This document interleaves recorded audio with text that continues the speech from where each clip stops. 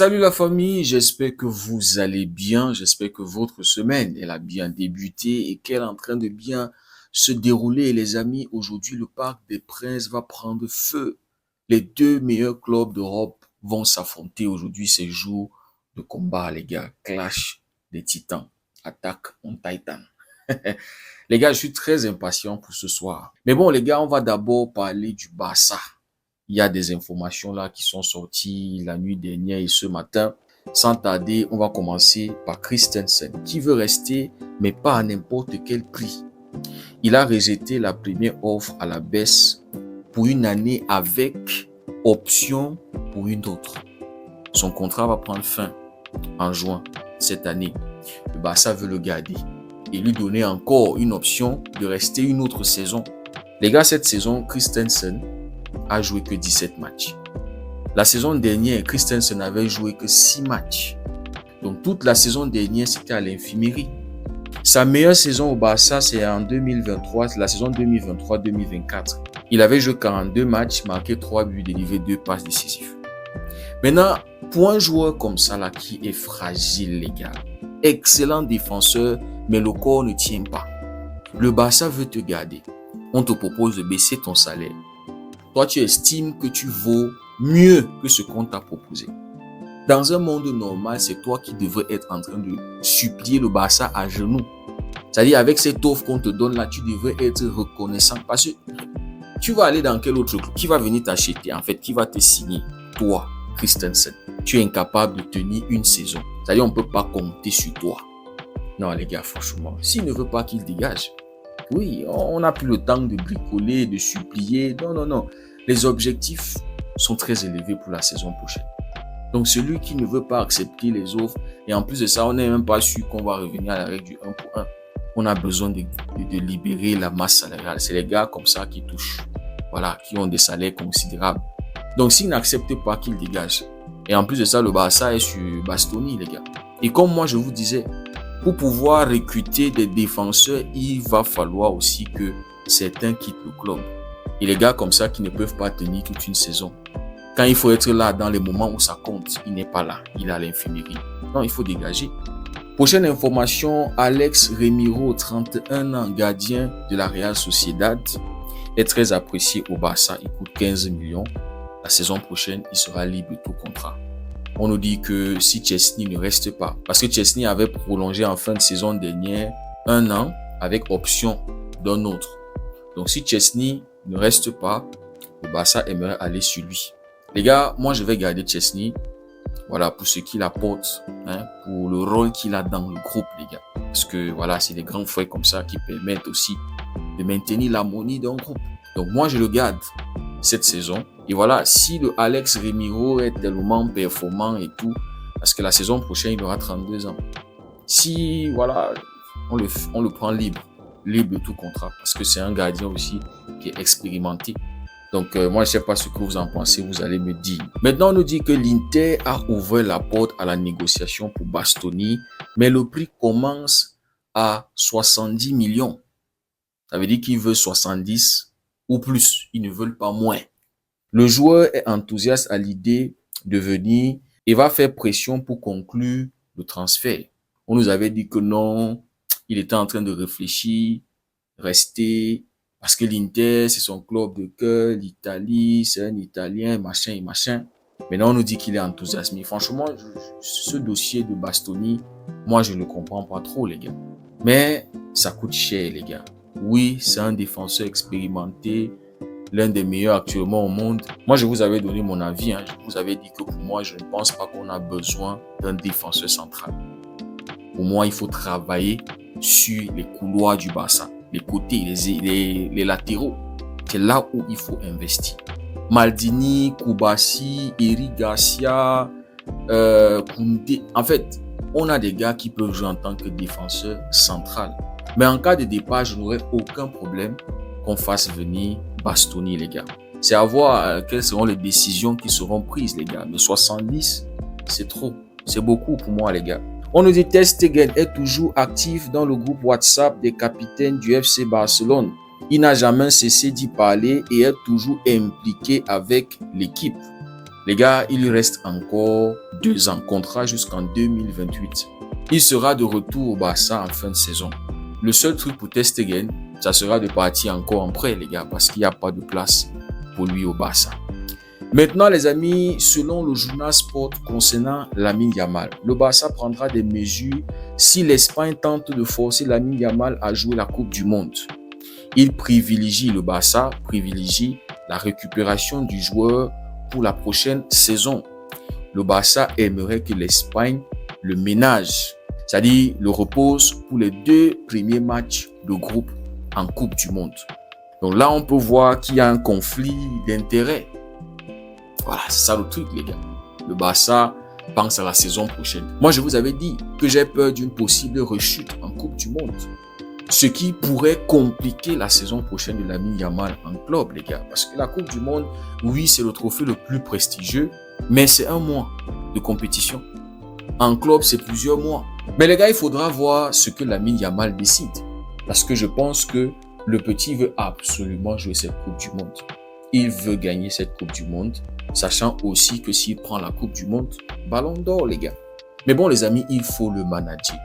Et il faut que De La Fuente comprenne. Parce qu'après avoir enchaîné comme ça depuis janvier, sorti d'une pubalgie, maintenant tu as eu cette blessure-là aux ischios, les gars, il faut vraiment le manager. Faut pas le faire jouer des 90 minutes en Coupe du Monde. Bref, les gars, on verra bien ce qui va se passer lors de cette Coupe du Monde.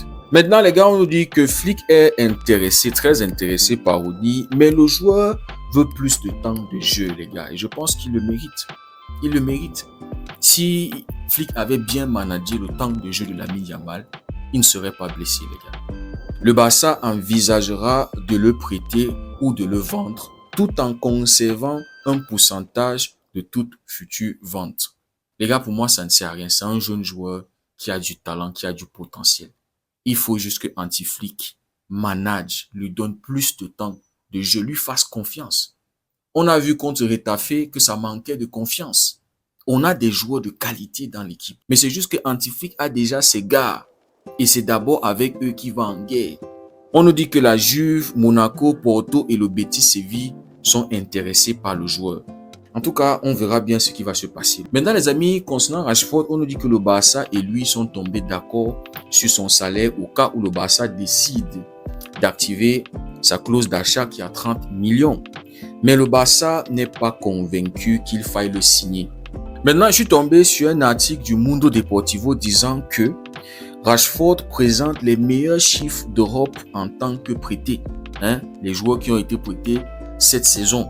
Ses 13 buts et 11 passes décisives sont des chiffres qui surpassent largement ceux d'autres attaquants prêtés cette saison. On l'a comparé à Højlund qui se rapproche un peu de Rashford, Nicolas Jackson, Jack Grealish, Bobby Charlton aussi, les gars. On sait que Bobby Charlton est du côté de Lyon, les gars. Moi, j'étais en train de me poser une question. Est-ce qu'il ne faut pas donner une seconde chance, une seconde saison à Rashford? C'est la question que je me posais. Mais obtenir un prêt, pas l'acheter. Un prêt, les gars. Je ne sais pas ce que vous pensez. Parce que, voilà, les gars, c'est un gars de la première ligue qui est arrivé en Liga et on connaît comment le foot en Liga est compliqué. Le foot en Espagne est compliqué avec de très petits espaces. Et voilà, peut-être avec une deuxième saison, Rashford plus adapté. Et en tout cas, les gars, dites-moi ce que vous en pensez en commentaire. Maintenant, on nous dit que l'avenir de Ferran Torres est complètement incertain. Il a un contrat avec le Barça jusqu'en 2027, l'année prochaine. Pour moi, il faut vendre Ferran Torres cette année, les gars. Il ne faut même pas penser à le prolonger. Mais je ne serais pas surpris du contraire, les gars, connaissant notre club. Maintenant, concernant Lewandowski, on nous dit que le Barça veut signer un attaquant pour l'été prochain. Mais ils ont fait une offre à Lewandowski avec salaire réduit. Il y a quelqu'un qui était sorti nous disant que Lewandowski va quitter en fin de saison, il va partir. Et maintenant, on est encore sur l'offre du Barça à Lewandowski avec réduction. On sait que Juan Laporta veut le garder. Voilà, pour moi, on gardait Lewandowski et on vendait Ferran Torres parce que ça nous rapporte de l'argent. Lewandowski, s'il part, c'est gratos. C'est vrai que ça libère la masse salariale. Si une offre arrive pour Koundé lors du mercato, le Barça pourrait considérer le vendre. Je vous ai dit, pour moi, si Koundé reste, c'est pour jouer en tant que défenseur central. c'est pas pour être latéral, les gars. Parce que en tant que latéral, c'est très très moyen, les gars. Maintenant, concernant Julián Alvarez, on nous dit Atlético veut le vendre à 120 millions. Le Barça est prêt à investir massivement, mais sans dépasser les 100 millions. À cet allure, il va falloir seulement kidnapper Julián Alvarez, les gars. On nous disait que tout dépendra de la volonté d'Atlético de négocier. Mais hier, on nous disait qu'il y a déjà des contacts entre le Barça et l'Atlético pour Julián Alvarez. Le joueur aurait déjà communiqué à son club la volonté de signer au Barça la saison prochaine. Les gars, je pense que ce truc-là ne va pas arriver. Pour moi, il fallait avoir la vision avant Atlético. Il fallait avoir la vision quand il était encore à City. Parce qu'Atlético l'a acheté, on va dire, moins cher que ce qu'on veut l'acheter. C'était à 75 ou à 80 millions, un truc comme ça. C'était à cette période-là qu'il fallait avoir la vision, les gars. El Chiringuito nous a sorti une information exclusive hier disant que le Barça est intéressé par Marc Cucurella. Il a 27 ans, les gars. Et on sait que dans la fanbase, c'est Grimaldo qui est tellement apprécié. Grimaldo, c'est 30 ans plus expérimenté. Hier, on nous disait aussi que le Barça est intéressé par Pedro Porro. Les gars, je vous disais qu'il faut travailler sur les pouvoirs. C'est les gars comme ça là qu'il faut aller prendre. Parce qu'en défense centrale, je pense qu'on est calé, on est bien. Donc, Porro, espagnol, Cucurella, espagnol, Grimaldo, espagnol. Des très bons gars, les gars. Si Tottenham est relégué, il faut aller sur Pedro Porro. Il ne va pas aller en deuxième division avec Tottenham, les gars. Et en plus de ça, ils ont des gars qui sont très bons offensivement. Défensivement aussi et offensivement. C'est des gars qui sont formés à ce poste-là. C'est pas les Koundé reconditionnés, des Arroyo reconditionnés. C'est des gars qui connaissent bien le poste. Bon défensivement, bon offensivement. Yamal, on doit le mettre dans les bonnes conditions. Son partenaire la saison prochaine doit être Cancelo, les gars. Donc, on verra bien quelles seront les décisions de Deco. Parce que tout ça revient à Deco. On aimerait voir sa vision pour solidifier cette équipe. Parce qu'il ne faut plus bricoler, les gars. Maintenant, pour terminer, il y a une pépite là du côté de l'Ajax. Le petit a 20 ans. Il coûte 25 millions. Il a un contrat avec l'Ajax jusqu'en 2029. Il s'appelle Mika Götze. Il est belge. Les gars, j'ai vu les highlights de ce petit et je pense que c'est le profil dont on a besoin au Barça. C'est un ailier gauche et on a besoin d'un gars qui va être une bonne doublure à Rafinha. Profil différent, les gars. Et on sait que notre ADN, c'est de faire les stars. C'est pas de signer des gars finis, des stars, des superstars comme au Real Madrid. Nous, on fabrique des stars. Les gars, le petit là, il est très bon. Tu le vois, il est à l'aise dans les petits espaces. Techniquement, il est bon. Déstabilisateur. C'est-à-dire, tu as lui d'un côté, tu as Yamal d'un autre côté. On va fumer, les gars. Donc, j'espère que Deco va avoir la vision. L'information est sortie ce matin disant que le Barça va envoyer des gars pour l'observer, les gars. J'espère que les informations sur lui vont commencer à prendre de l'ampleur, les gars. C'est un profil que je pense qui va correspondre au Barça. Dites-moi ce que vous en pensez en commentaire. Si le contenu vous a plu, likez, partagez. Pour ceux qui découvrent cette communauté, n'hésitez surtout pas à nous rejoindre. Merci beaucoup d'avoir suivi la vidéo. On se dit à très bientôt. Passez une belle journée et que Dieu vous bénisse.